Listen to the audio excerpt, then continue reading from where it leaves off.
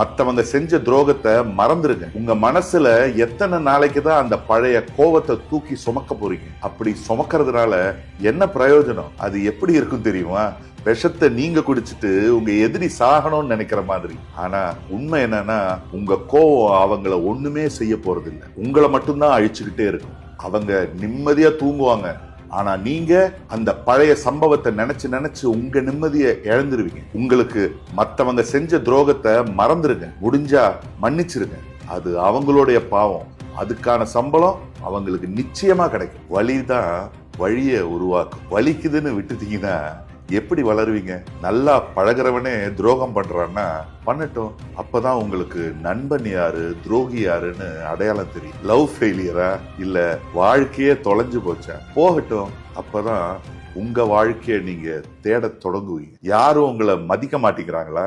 மதிக்க வேணாம். அப்பதான் உங்களுடைய மதிப்பை எப்படி உயர்த்தணும்னு தெரிஞ்சுப்பீங்க. எது உங்க மனசை உடைக்குதோ அந்த விஷயம்தான் உங்களை உருவாக்கும். சும்மா வலிக்குது வலிக்குதுன்னு புலம்பாம அந்த வழியில உங்களுக்கான வழி எதுன்னு பாருங்க. அப்ப தெரியும் எது உங்களுக்கான வாழ்க்கைன்னு. சுத்தி இருக்கிறவங்க எல்லாருமே நான் என்னதான் பண்ணாலும் அழிஞ்சு போகணும்னு நினைக்கிறாங்க. நான் வளரவே கூடாதுன்னு நினைக்கிறாங்க. சரி, அவங்களால நான் என்னதான் பண்றது? ஓகே. வில்ல செத்து போன உடனே படம் ஏன் முடிஞ்சிருக்கு தெரியுமா?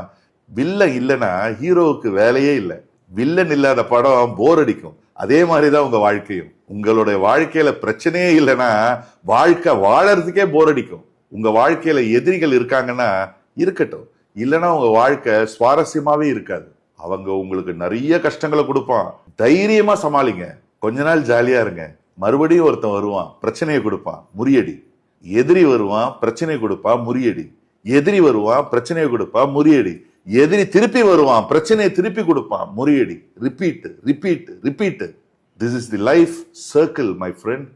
சோ கஷ்டங்களை நினைச்சு கவலைப்படுறதை விட்டுட்டு எதிரியை தேடு. கிடைக்கலையா உருவாக்கு. உனக்கு எதிரியே இல்லைன்னா நீ ஒண்ணுமே பண்ணலன்னு அர்த்தம். பிரச்சனைய எதிர்பார்த்து காத்துரு, முறியடி. எதிரிங்கிறது மனுஷனா மட்டும்தான் இருக்கணும்ன்ற அவசியம் கிடையாது. அது சூழ்நிலையா கூட இருக்கலாம்.